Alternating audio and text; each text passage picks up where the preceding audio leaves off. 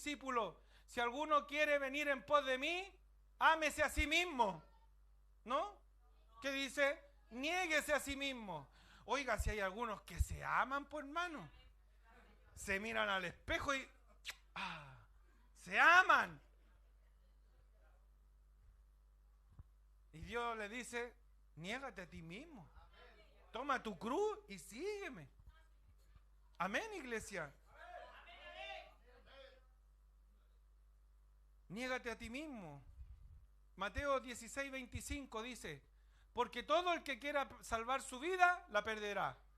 Y todo el que pierda su vida por causa de mí, la hallará. Veámoslo en Jonás.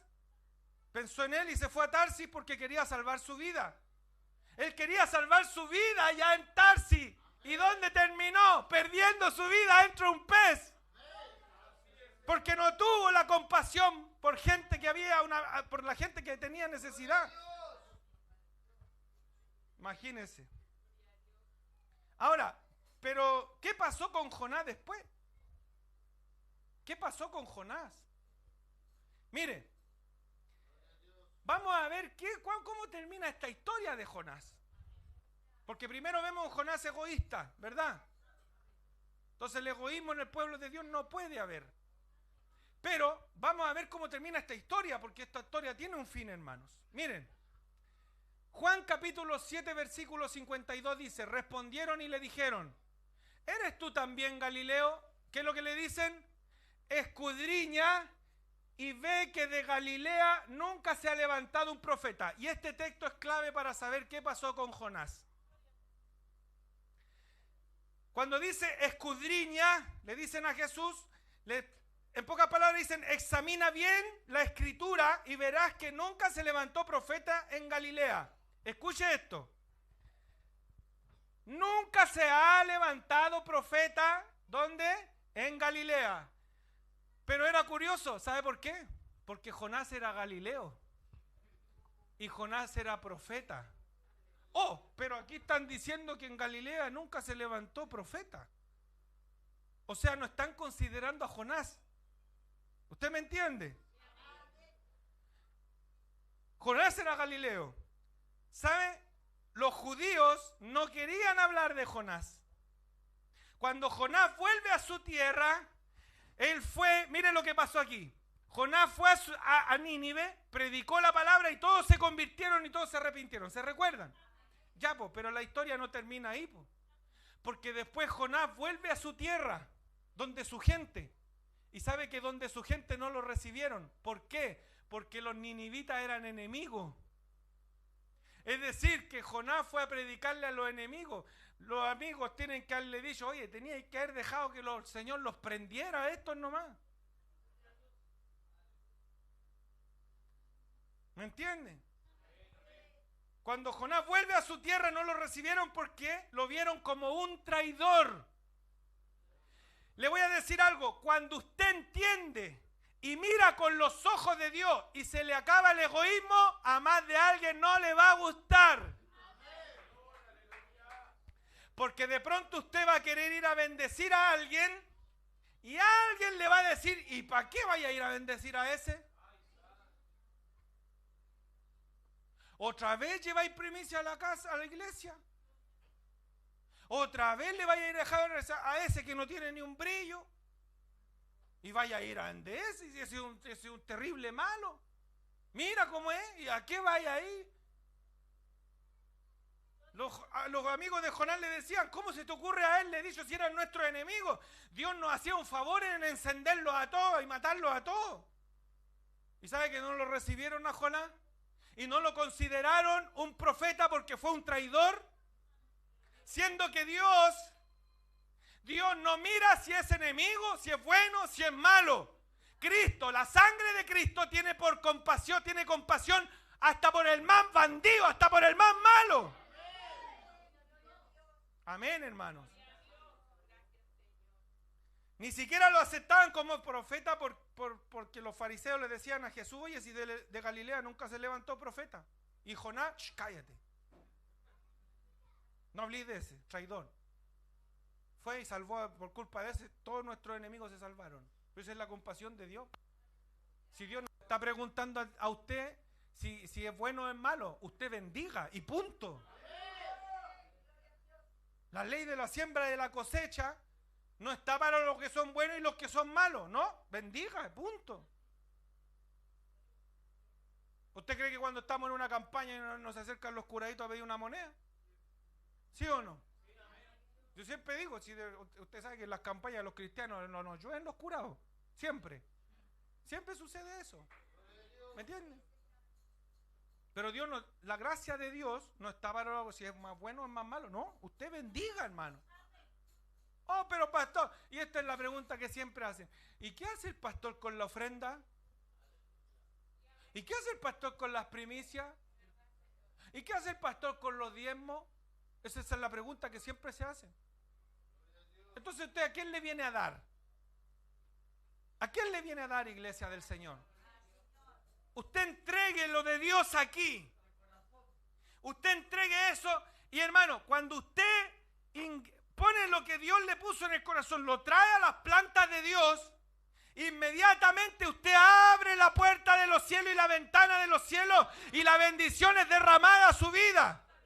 Ahora, si los líderes hacen un mal uso de esos recursos, Dios le va a pedir cuenta a los líderes. Pero la bendición va a caer porque usted lo hizo de corazón. ¿Sabe que hay una parábola que me gusta mucho? Que dice Jesús, bendice al que nunca te va a poder dar de vuelta. ¿Sí o no? Porque de pronto usted le entrega una bendición a alguien que usted sabe que después de la de vuelta no la va a tener porque el hermano puede ser pobre. ¿Sí o no? Pero de repente los hermanos igual son ingeniosos. Se la arreglan igual.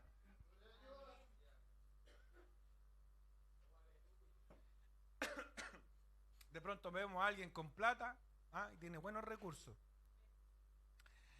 Y uno dice, no, aquí voy a bendecirlo. Porque aquí la cosecha puede ser más o menos aquí en este varón. Entonces ahí le hace algo y, hermano, sentí de parte de Dios bendecirte. Toma.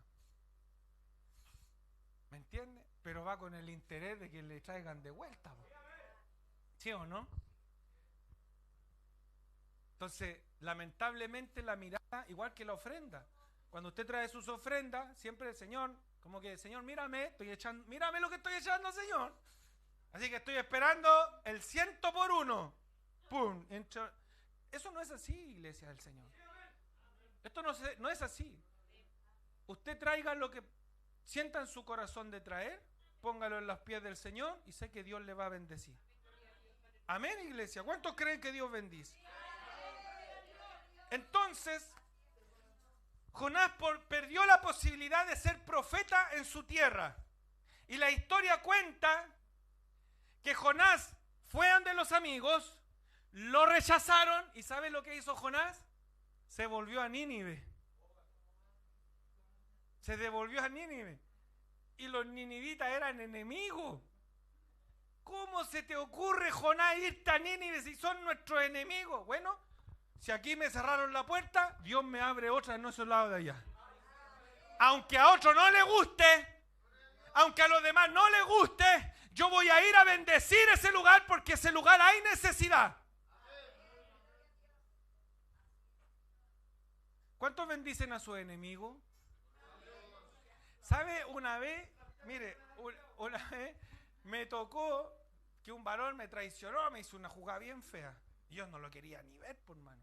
No lo quería ni ver en pintura, no. Y con este varón, y ojalá se quede en la gran tribulación.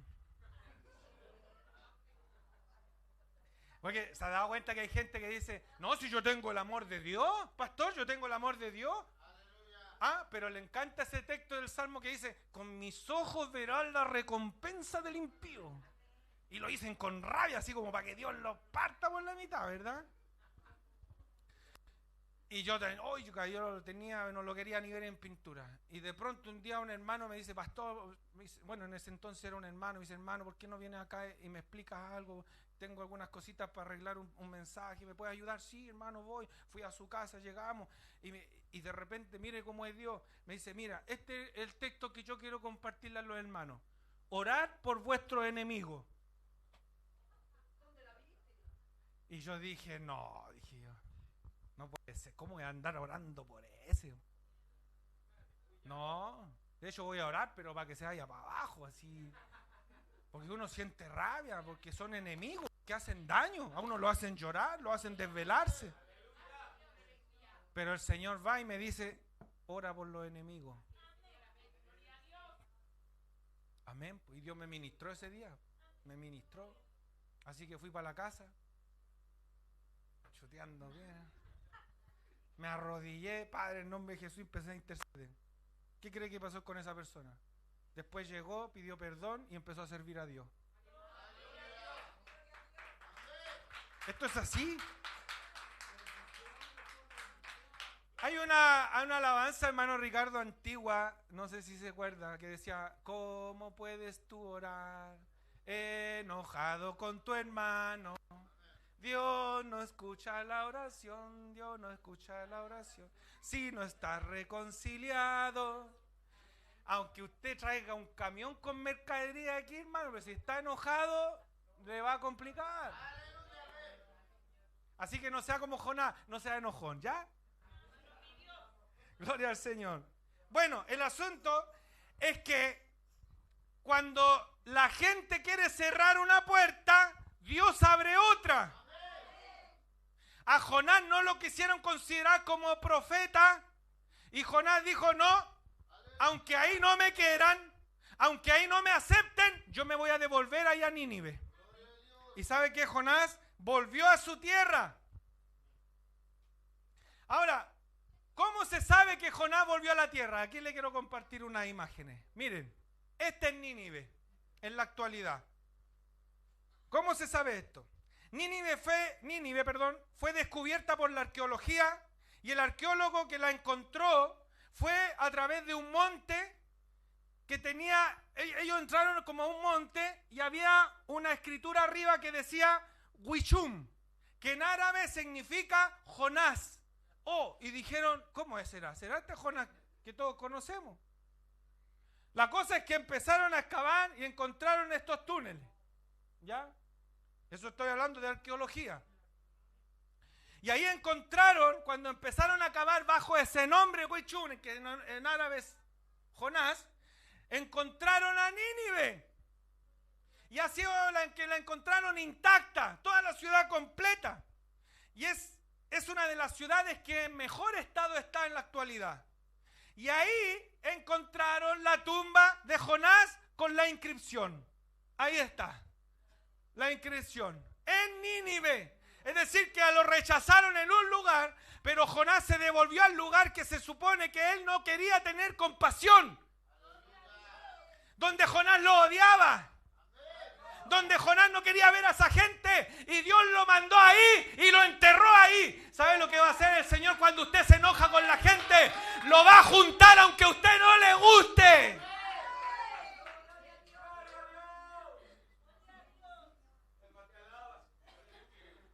Aunque usted no los quiera ver, tenga cuidado, porque Dios lo va a meter ahí donde usted no los quiere ni ver en pintura. Ahí lo va a meter Dios para que le predique la palabra.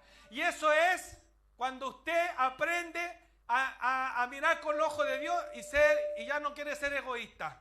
Porque cuando usted no es egoísta, usted no mira si es bandido, si es malo, si es enemigo. Usted no mira eso. Usted tiene compasión. Amén. Ahora, ahí encontraron la tumba de Jonás con la inscripción. Y esa tumba estaba sobre el palacio del rey de Asiria, Sennacherib.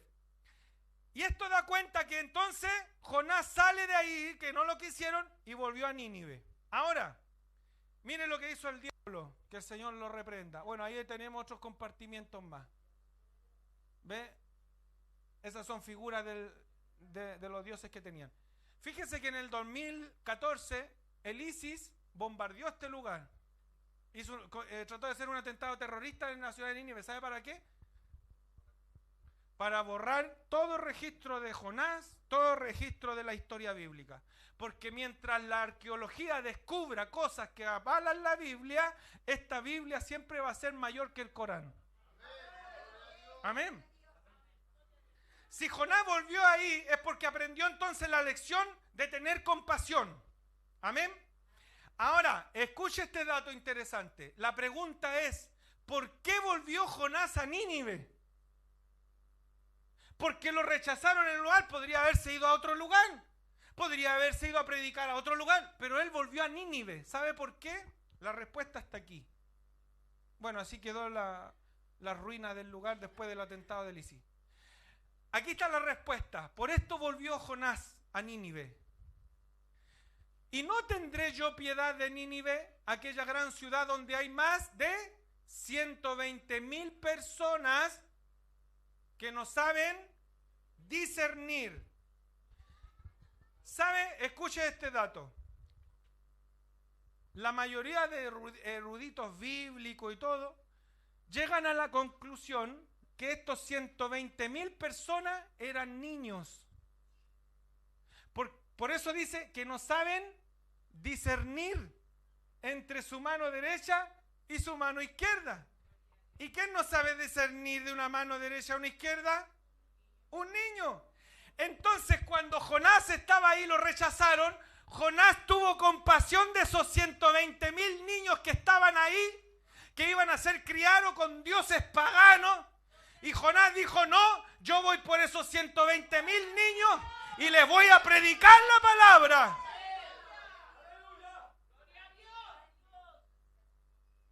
Los historiadores dicen que en este lugar de Nínive vivían alrededor de 600,000 personas y 120,000 eran niños. Por eso Jonás dice, no tendré yo piedad de estos niños que no saben discernir.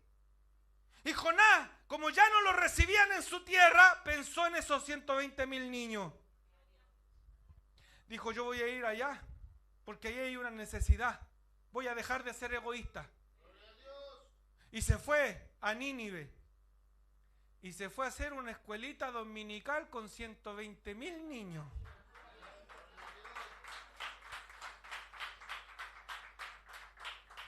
Oiga, y nosotros estamos así con 10 niños, hermano. 120,000 niños. Y de pronto nosotros en la iglesia, no sé, pues se hacen escuelas dominical con 5, con 10 niños. Oiga, hermano, y esa hermana se tiene que hacer un chequeo al colon una vez al mes, hermano. Puro sistema nervioso. Pero aquí Jonás tuvo compasión de 120,000 niños. Y fue a predicarle, y fue a hacer su escuelita dominical. Y ahí me veo a Jonás. Ya, siéntense. Les voy a enseñar una canción. Jonás no le hizo caso a la palabra.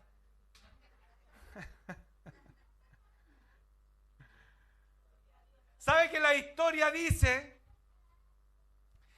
que hubo una generación completa, 80 años, donde los templos paganos estuvieron abandonados en esos lugares? Abandonados todos los dioses paganos de los ninivitas, de los asirios. Todos los templos en adoración a esos dioses, todos quedaron, hermanos, ahí cerrados, todos por una generación completa.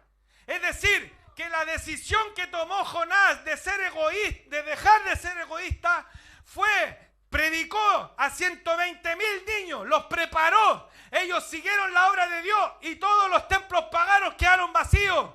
Por una generación completa, por un hombre que aprendió a ver con los ojos de Dios, que aunque sean enemigos, aunque sea quien sea, todos necesitan de la misericordia de Dios. Pero para eso tiene que haber un pueblo que no tenga raíces de amargura, que no tenga odio, que no tenga rencor. Y cuando usted saca eso de su vida, hermano mío, empieza a ver con claridad, empieza a ver que usted no tiene que ser egoísta, ser compasivo por el que le necesita, ser compasivo en traer sus primicias, porque sabe que usted, que cuando traiga su primicia, eso va a ir a alguien que lo necesita. Cuando traiga sus ofrendas, va a ir a un lugar, va a ir a esta casa de Dios. Hermano, le quiero recordar algo. Aquí se paga arriendo. A veces no se alcanzan a juntar los dineros del mes. ¿Sabe por qué? Porque cuesta, la economía está difícil. ¿Sabe, hermano? Yo gloria a Dios porque usted está sentado en esta silla. Usted puede disfrutar por los cultos, pero detrás de esto, usted no se imagina el esfuerzo que hay que hacer, que a veces no se alcanza a pagar el arriendo, no se alcanza a pagar las cosas, los gastos comunes. ¿Por qué? Porque hay un pueblo que ha sido egoísta y no ha pensado en la casa de Dios. Y por eso, hermano mío, cuando usted saca esa venda de los ojos, empieza a ver que hay una necesidad. Y usted no me puede decir, pastor, es que Dios provee. Dios prospera. Sí, yo sé que prospera. Prosperan los hermanos que van a venir a bendecir la obra de Dios. Pero Dios quiere que saquemos el egoísmo. Primero, bendecir la obra de Dios. Bendecir a los hermanos. Traer nuestras primicias. Traer vuestros diezmos. Traer vuestras ofrendas para el sustento de aquel que lo necesita. Porque hay cosas y obras que acá los hermanos hacen que usted no sabe, iglesia del Señor. Ayuda que de pronto se le da al que lo necesita. Una cosa de Jonás. Y segundo, la compasión por el que lo necesita allá afuera. ¿Cuánto estamos listos para esa campaña del 25? El Señor no quiere fugitivos, iglesia del Señor. Quiere vencedores. Quiere personas que vayan allá, como Jonás tuvo compasión de 120,000 y marcó una generación completa, iglesia del Señor. Si usted deja de ser egoísta, si usted tiene compasión por el resto, si usted va a poder marcar una generación completa con la palabra de Dios, porque la señal ahora no es Jonás, en su tiempo fue Jonás, en su tiempo la señal fue Jesús, pero en esta generación la señal es usted y yo. Para ir por esas personas que lo necesitan, iglesia del Señor. Jonás dejó el yo. Jonás dejó el yo. Jonás dejó de que todo se centre en él. Jonás dijo, ya, basta. Voy a dejar de pensar en mí y voy a pensar en el otro. ¿Sabe por qué la iglesia primitiva tuvo el impacto que tuvo en la historia? Porque todas las cosas las tenían en común. Y todo lo entrega. Yo no estoy, hermano, yo quiero que me entienda algo. Yo no estoy diciendo que usted venga y entregue y hermano, aquí como un asalto a mano armada. No, hermanito. No, iglesia del Señor. Es más, yo siempre le insto a los hermanos, si Dios lo está bendiciendo y prosperando en lo económico, gloria a Dios y que Dios me lo bendiga y que Dios le dé mucho más, hermano mío. Ese es nuestro deseo. Que Dios me le dé mucho más de lo que y Dios le prospere todo lo que usted haga. Toda la obra de sus manos, su tierra, su campo, su granero, su tabla de amasar, su despensa, su mesa, su mercadería, sea multiplicada en el nombre del Señor. Y que Dios me lo bendiga, hermano. Dios sabe que en mi corazón está eso, de que usted sea tremendamente bendecido. Yo anhelo en mi corazón eso. Pero también no mire la suya. Mire que de pronto en la despensa, mire que de pronto en su economía usted puede bendecir, hágalo. Hágalo. Jonás dejó el yo y marcó una generación completa. Dejó su comodidad allí con los israelitas y se fue donde los enemigos. Dejó su comodidad para ir a marcar una generación porque habían 120,000 niños que necesitaban escuchar la palabra de Dios. Dejemos la comodidad un poco, iglesia. Dejemos de estar aquí en cuatro paredes. Cuando se cita una predicación, vamos a la predicación. Cuando se cita ir a visitar una iglesia, ¿sabe por qué a veces se le invita a usted a una iglesia? Porque la iglesia que lo está invitando probablemente tenga la necesidad y necesita que usted vaya y vaya a apoyarle a ellos también. Y tampoco puedo ser egoísta en esa área. Amén, hermanos. Cuando usted deja de pensar en yo, va a poder experimentar la bendición de nuestro Dios. Quiero terminar con Mateos 16:26. Porque ¿qué aprovechará el hombre si ganare todo el mundo y perdiere su alma? ¿O qué recompensa dará el hombre por su alma? Que de pronto el egoísmo nos encajona donde yo quiero tener todo. ¿Y sabes lo que le dice el Señor? ¿Y qué te vale tenerlo todo si tu alma se perdiere?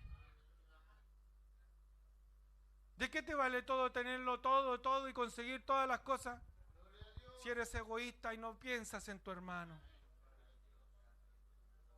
Dios nos ayude.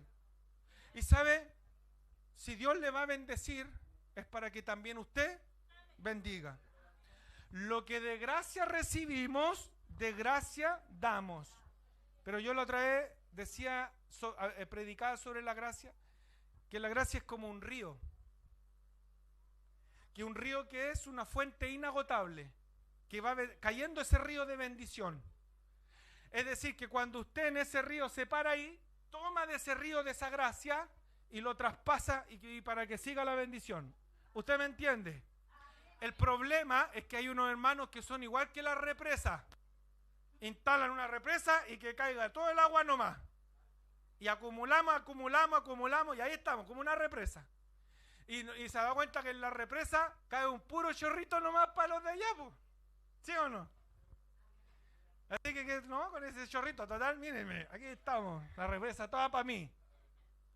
¿Sabe que cuando usted llega a la presencia de Dios, Dios rompe esa represa? ¿Sí o no? Así que si usted quiere ser bendecido, rompa la represa y deje que la bendición también corra para otro. Amén, iglesia. Bueno, hermanos, usted ya aprendió entonces cómo terminó Jonás, ¿verdad? Terminó en Nínive, muerto en Nínive. ¿Por qué? Porque tuvo compasión de 120.000 niños. Yo quiero que se ponga en pie, iglesia del Señor.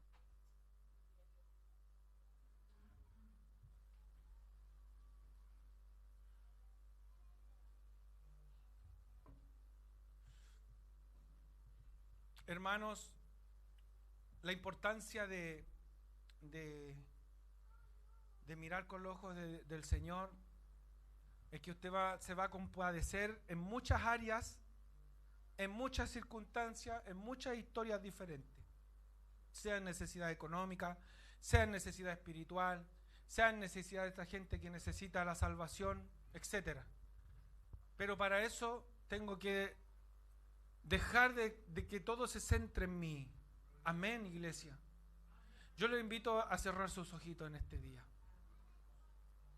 Yo no sé, ustedes, hermano Ricardo, trajeron, después entregan lo que son las primicias y todas las cositas que traen.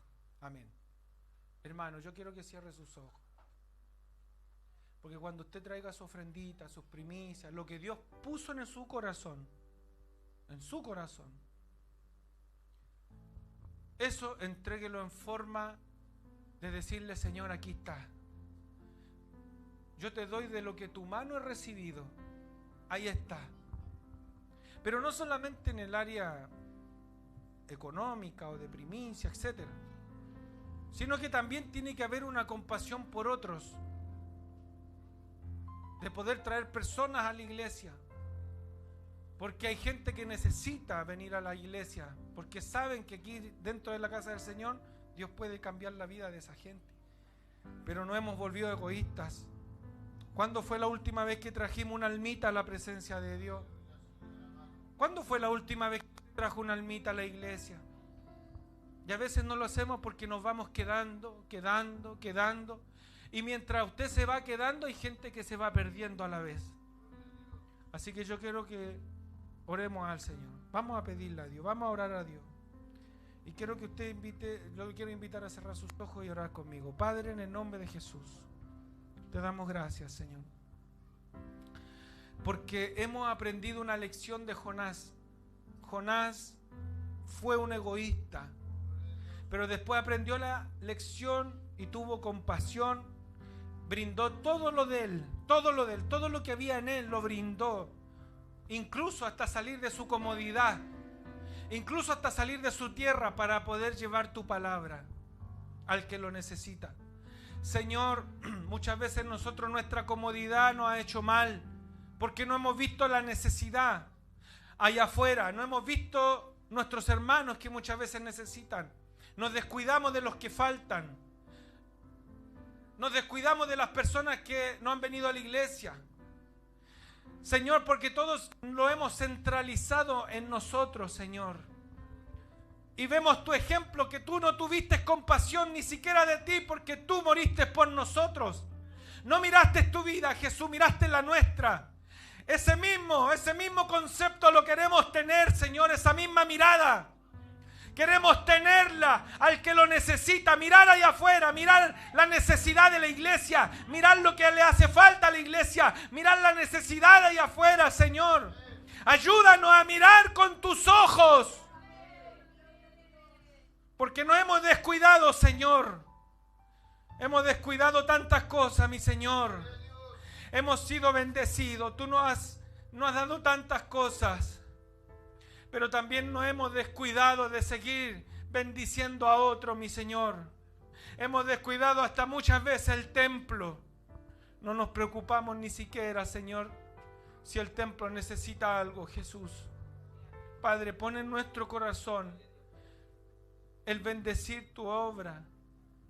Señor, en mirar la necesidad, sea económica, sea espiritual, sea la necesidad que sea. Necesitamos que tú nos abras los ojos para ver la necesidad. La verdadera necesidad que hay, Señor. Queremos mirarla, queremos verla y la queremos ver con compasión. Porque la compasión nos impulsa a actuar. Nos impulsa, Dios.